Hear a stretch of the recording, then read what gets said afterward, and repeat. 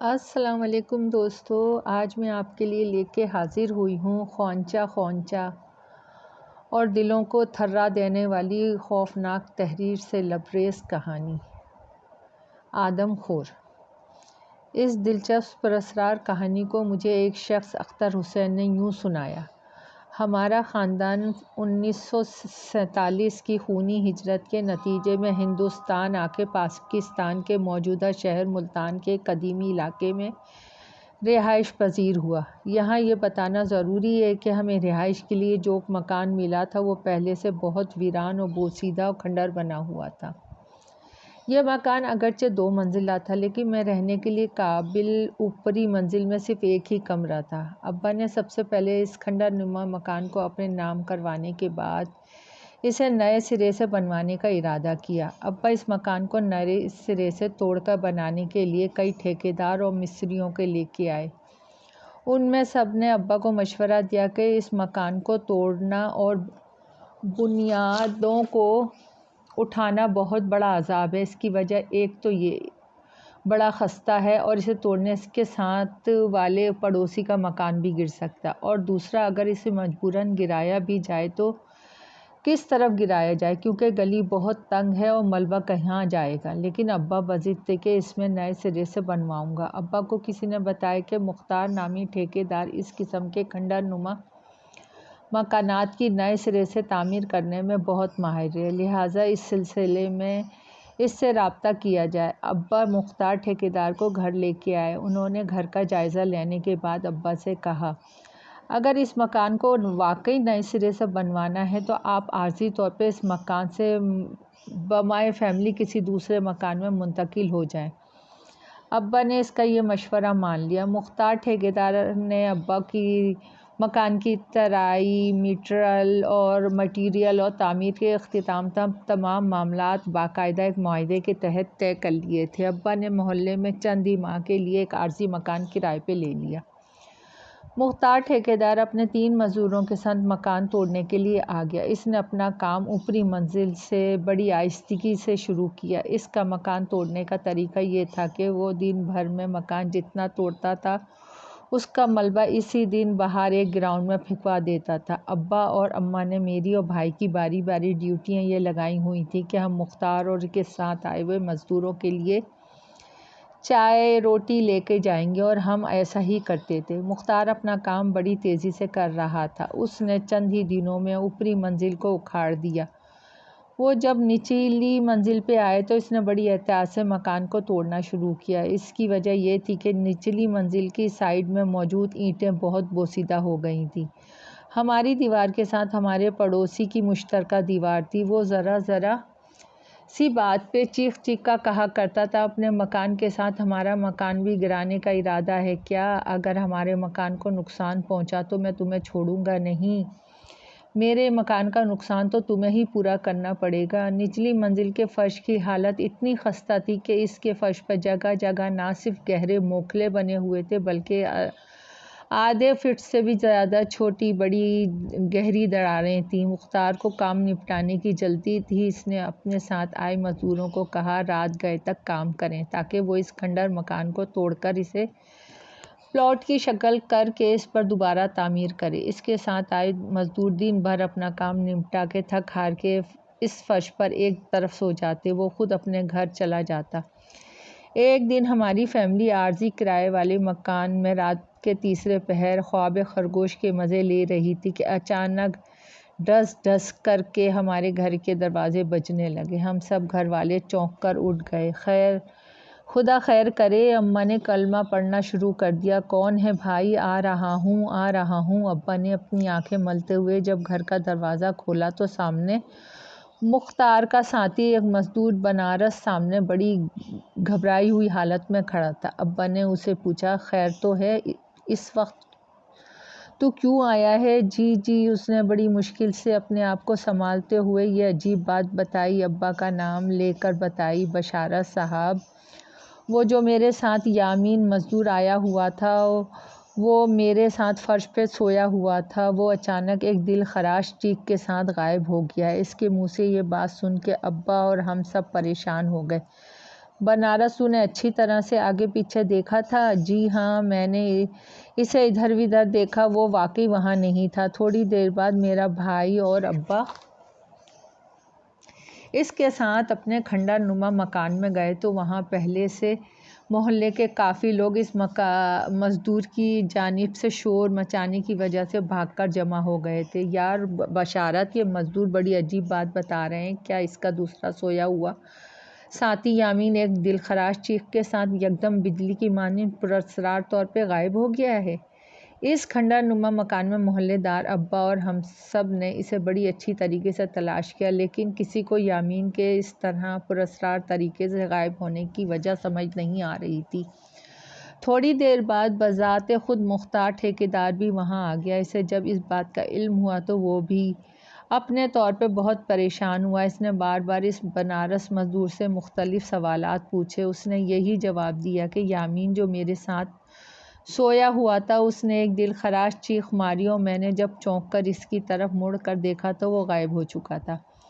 مختار ٹھیکیدار نے دیکھا یامین کی اس پراسرار گمشدگی کا مدعا پڑ چکا ہے تو اس نے اپنا وترائے بدلتے ہوئے ابا کو، کیا آپ ہی اس کی ذمہ دار ہیں کیونکہ یہ آپ کے گھر سے غائب ہوا ہے؟ تو بکواس کرتا ہے، میں تو سامنے ایک مکان میں عارضی طور پہ کرائے پہ رہتا ہوں۔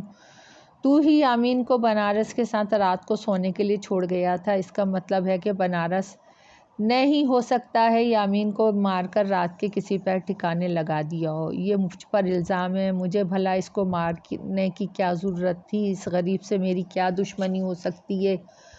وہاں کھڑے ایک پڑوسی نے کہا، اب اس معاملے کو مجبوراً پولیس کو دینا پڑے گا، وہ خود ہی اپنے طریقے سے سمجھائے گی۔ یا الہی، میں کس عذاب میں پڑ گیا؟ ابا نے آسمان کی طرف منہ کر کے کہا۔ مختار ٹھیکیدار نے چلا کے کہا، تو ہی عذاب میں نہیں پڑ گیا بلکہ میں اور ساتھ میں یہ بنارس بھی خواہ عذاب میں آ گئے ہیں۔ صبح 9 بجے پولیس پارٹی وقوع پہ پہنچ گئی، جن میں ایک تھانے دار 5 سپاہی شامل تھے۔ تھانے دار نے سب سے پہلے بنارس سے کچھ نرم گرم قسم کی روایتی مخصوص سوالات کیے۔ اس کے بعد اس کھنڈر نما مکان کا اچھی طرح سے جائزہ لینے کے بعد دوبارہ بنارس مزدور کو کہا کہ تو جس قسم کی یامین مزدور کی پراسرار گمشدگی کی بات کر رہا ہے وہ کسی بھی طرح ماننے کے قابل نہیں ہے۔ تو جھوٹ بول رہا ہے۔ میں سچ بول رہا ہوں تھانے دار صاحب، یامین نے پہلے ہی گہری نیند سونے کے دوران ایک دل خراش چیخ ماری تھی، پھر وہ یکدم بجلی کی طرح غائب ہو گیا۔ تھانے دار نے ایک طنزیہ مسکراہٹ اپنے لبوں پہ طاری کی اور اس نے وہاں موجود تمام لوگوں کی طرف دیکھتے ہوئے کہا، یہ اب تم لوگ بتاؤ کہ کس طرح یاسین مزدور اس کھنڈر نما مکان سے غائب ہو سکتا ہے؟ یہاں کوئی بھوت پریت تو نہیں ہے جو اسے اچک کر لے گیا ہو؟ وہاں موجود سب لوگوں نے تھانے دار کے اس موقف کی تائید کی۔ تھوڑی دیر بعد اس علاقے کا ایک انتہائی بزرگ ہجوم میں اس سے آگے بڑھا۔ اس نے کہا، سرکار، میں آپ سے کچھ بات کرنا چاہتا ہوں۔ تھانے دار نے اس سے کہا، ہاں بولو بزرگو، آپ کو کیا کہنا چاہتے ہو؟ تو بزرگ نے کہا، سرکار، اس مزدور کی ایک بات میں کسی حد تک وزن ہے۔ ایک لحاظ سے ہو سکتا ہے کہ پارٹیشن سے پہلے یہاں جو ہندو رہا کرتا تھا، اس کا اسی کھنڈر نما مکان سے ایک نوکر غائب ہو گیا تھا۔ تھانے دار نے اپنی تھوڑی پہ پرتجسس انداز میں ہاتھ پھیرتے ہوئے کچھ سوچا۔ اس کا مطلب ہے کہ معاملہ 50% مزدور یاسین کی پراسرار موت کسی نادیدہ طاقت کی جانب سے گمشدگی کا ہے اور 50% یہ بھی شک کیا جا سکتا ہے اسے کسی وجہ سے قتل کرنے کے بعد اس کی لاش کہیں دبا دی ہو۔ پھر تھانے دار نے ابا، مزدور اور ٹھیکیدار سے کہا، تم تینوں فی الحال تھانے چلو۔ تینوں کو تھانے لے جا کر تھانے دار نے خوب مارا۔ بیٹا، اس کے بعد مزدور کو چھوڑ دیا۔ اس غریب سے اسے کیا ملنا تھا؟ لیکن اس نے ابا اور ٹھیکیدار سے زمانے کے مطابق ایک اچھی خاصی رقم بطور رشوت ایڈ لینے کے بعد اپنی گول مٹول رپورٹ میں لکھا، میری انکوائری کے مطابق یہ تینوں کا مزدور یاسین پراسرار گمشدگی یا اسے کسی قسم کا نقصان پہنچانے میں کوئی ہاتھ نہیں ہے۔ دوسری جانب ٹھیکیدار اور ابا نے یامین مزدور کے لواحقین کے منہ اور ان کا واویلا بند کرنے کے لیے انہیں علیحدہ سے اچھے خاصے روپے دیے۔ ارد گرد کے لوگوں نے ہمارے گھر کو منحوس قرار دینے کے علاوہ یہ مشہور بھی کر دیا تھا کہ اسے کسی طرح اونے پونے فروخت کر دیا جائے۔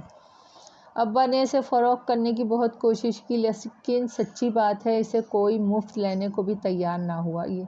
بلکہ یہاں تک ہوا کہ ہمارے اس مکان سے لوگ اتنے خوف کھاتے تھے کہ ہمارے قریبی پڑوسی بھی ہمارے گھر نہیں آتے تھے۔ ٹھیکیدار مختار گھر کا کام ادھورا چھوڑ کے بھاگ چکا تھا۔ نچلی مکان کی کھنڈر منزل میں جوں کا توں پڑے روڑے، اینٹیں، نت نئی تعمیرات سے وابستہ چیزوں کا بے ہنگام ڈھیر پڑا ہوا تھا۔ ہم نے جو مکان عارضی طور پر کرائے پہ لیا ہوا تھا، اس مکان کے مالک نے ابا کو کہا ہم اس کا مکان خالی کر دیں۔ ابا کے پاس جو روپے اس مکان کے تعمیر کے لیے پڑے ہوئے تھے، اس کا پہلا بڑا حصہ تھانے دار بطور رشوت کھا چکا تھا اور باقی جو بچا تھا وہ پراسرار طور پہ غائب شدہ مزدور یاسین کے لواء یقین کو دینا پڑا تھا۔ ابا اس ناگہانی ناگفتہ صورتحال کے پیش نظر بہت پریشان رہنے لگے تھے۔ وہ نیم پاگل ہو گئے تھے۔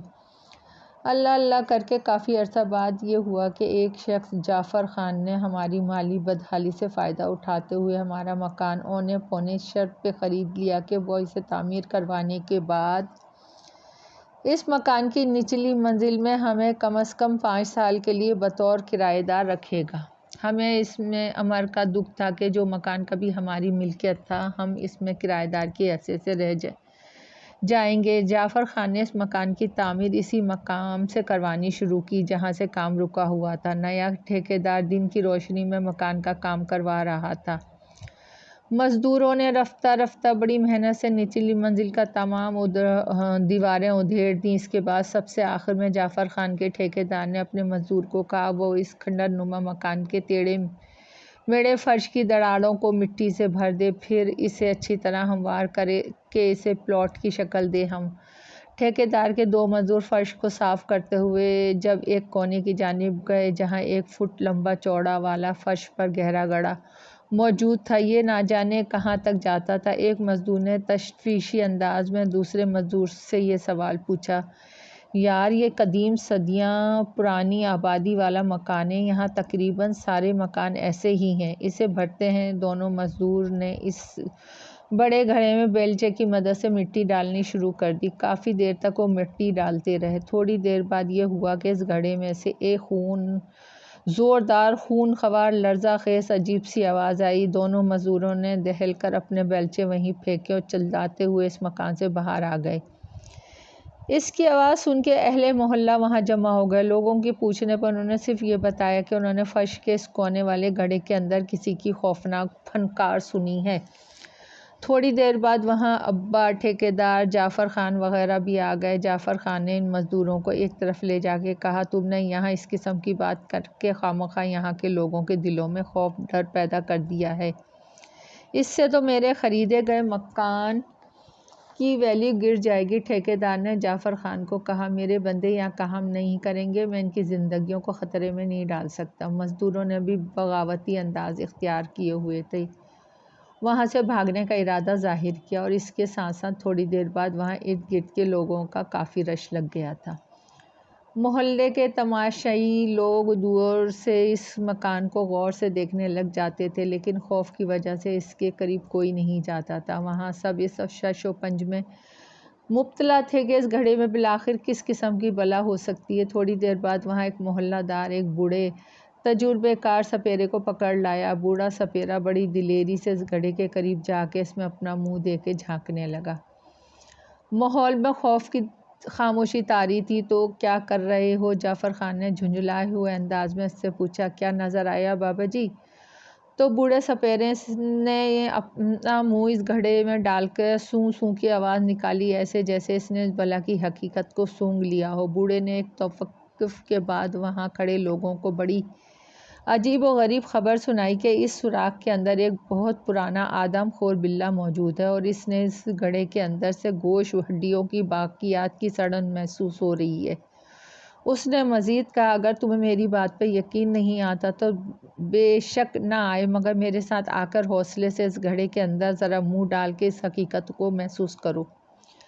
وہ جعفر خان اور ابا کو اس گھڑے کے قریب لے گیا۔ وہ دونوں نے ڈرتے ڈرتے اس سوراخ کے قریب گئے۔ بوڑھے سپیرے نے انہیں تسلی دی کہ وہ نادیدہ آدم خور بلّا بہت نیچے گہرائی میں ہے، وہ بلا دھڑک اس گھڑے کے اندر اپنا منہ دے کر سونگھ سکیں گے۔ دونوں نے بوڑھے سپیرے کے موقف کی تائید کی۔ جعفر خان نے اس سے پوچھا کہ اس کے علم میں تجربے کے مطابق اس میں کس قسم کی بلا ہو سکتی ہے؟ اس سوال پہ بوڑھے سپیرے نے کہا، میرا تجربہ کہتا ہے اس میں کوئی صدیوں پرانے نسل کا اژدہا ہو سکتا ہے۔ اس کی یہ خوبی ہوتی ہے کہ وہ آدم خور کے علاوہ دیگر چھوٹے بڑے جانوروں کا بھی گوشت کھاتا ہے اور کافی مہینوں تک بھوکا رہ سکتا ہے۔ اب اس جگہ سوالات مسئلہ بن کر امڑنے لگے تھے۔ پہلی بات تو یہ کسی کو معلوم نہ تھا کہ یہ گڑھا کتنا گہرا ہے اور اس میں کس نسل کی بلا موجود ہے اور اسے کس طرح باہر نکالا جا سکتا ہے۔ ان سوالات کے جوابات ڈھونڈنے کے لیے سارے لوگ آپس میں سر جوڑ کے مشورہ کرنے لگے۔ کس طرح اس گڑھے کی گہرائی میں موجود نادیدہ خونی بلا کو باہر نکالا جائے؟ بڑے سوچ بچار کے بعد وہاں موجود ایک شخص نے بہت اچھا مشورہ دیا۔ پہلے کسی لچکدار بڑی تار کے سرے میں گوشت لگا کے یہ دیکھا جائے کہ اس گھڑے کی کتنی گہرائی ہے اور اس طرح یہ بھی پتہ چل جائے گا اس کے اندر گوشت خور بلا ہے کہ نہیں۔ 15 گز لمبی لچکدار تار کے آگے گوشت کا بڑا ٹکڑا باندھ کر اس گھڑے کے اندر آہستہ آہستہ نیچے کی جانب داخل کیا گیا۔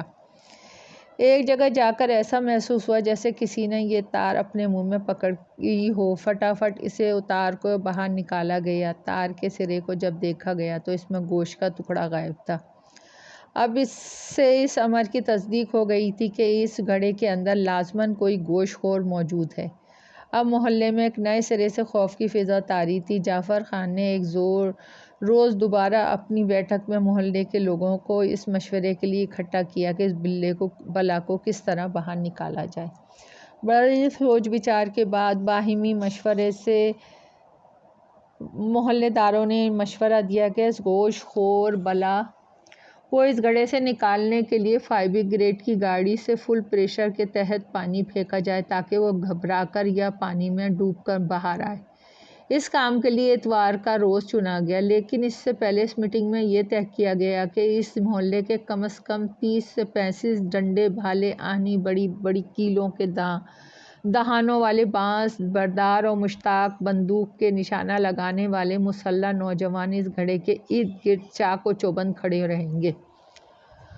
بوڑھے سپیرے کا خیال تھا کہ اس گھڑے کے اندر لازماً خوفناک نسل کا اژدہا ہی ہوگا۔ بوڑھے سپیرے نے مشورہ دیا، اژدہے کو نکلتے ہی اس پر فوراً حملہ کر کے مارنا ہے تاکہ وہ کوئی نقصان نہ پہنچا سکے۔ خیر اتوار کے روز فائر بریگیڈ کی فل پانی بھری گاڑی آ گئی، لیکن اس سے پہلے اس گھڑے کے اندر زہر آلود مواد سے بھری روٹی کے گالے اور اژدہے کو مارنے والی ایک خصوصی دوا گوشت کے بڑے بڑے ٹکڑوں میں لگا کے اس گھڑے میں پھینک دی گئی۔ بوڑھے سپیرے نے اس گھڑے کے قریب جا کر اپنے تجربے سے یہ بات بتائی کہ اس بلا نے ان پھینکے گئے ٹکڑوں کو چھوا تک نہیں ہے، نیز زہریلی روٹی سے اس کی ذات پر کوئی اثر نہیں پڑا۔ وہ نادیدہ بلا ابھی تک زندہ ہے۔ اب آخری حل یہ رہ گیا کہ اس گھڑے کو پانی سے لبالب بھر دیا جائے۔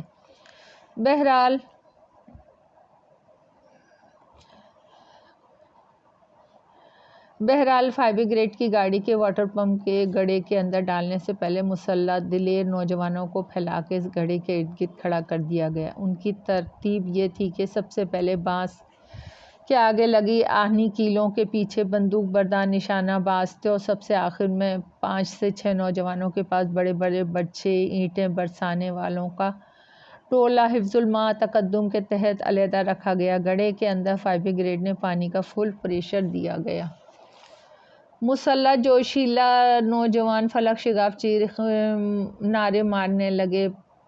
5 سے 7 منٹ مسلسل اس گھڑے میں پانی کی موٹی دھار ڈالی گئی۔ ایک ایسا وقت بھی آیا جب گھڑے کے اندر سے پانی کے ساتھ ساتھ کئی انسانی کھوپڑیاں ہڈیوں کے ساتھ کافی مقدار میں سڑا ہوا مختلف نوعیت کا گوشت نکلنا شروع ہو گیا۔ ان ہڈیوں کھوپڑیوں میں سے ایک کھوپڑی دیکھنے سے یامین مزدور کی لگ رہی تھی، باقی 3 سے انسانی چھوٹی بڑی کھوپڑیاں نہ جانے کن بدنصیبوں کی ہوں گی۔ ہوشیار ہو جاؤ، اب لازماً آدم خور اژدہا باہر نکلے گا، بوڑھا سپیرا چلایا۔ وہی ہوا۔ سب سے آخر میں ہم نے دیکھا کہ اس گھڑے کے اندر سے ایک 12 سے 14 فٹ لمبا انتہائی موٹا بوڑھا اژدہا نکلا۔ وہ گڑھے سے نکلتے ہی گھبرایا، پریشان اور تھکا ہوا محسوس ہو رہا تھا۔ سپیرے نے کہا، اسے فوراً مار دو اور اس بھاگنے نہ دینا، اور اسے پھنکارنے یا تھوکنے اڑانے کی بالکل بھی مہلت نہ دینا، کیونکہ اس کے تھوک کے اندر انتہائی جان لیوا زہر موجود ہوتا ہے۔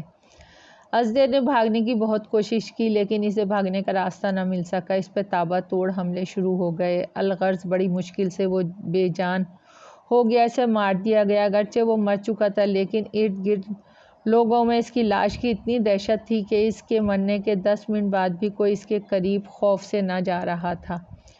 بوڑھے سپیرے نے بڑی دلیری سے اس کے قریب جا کے اس کی موت کی تصدیق کرتے ہوئے کہا، میں دعویٰ سے کہہ سکتا ہوں اس خونی آدم خور اژدھے کی عمر کم از کم 300 سے 250 سے 300 سال ہوگی۔ دوستو، کہانی پسند آئی ہو تو لائک اور سبسکرائب کیجیے۔ آپ کی دعاؤں کی طلبگار۔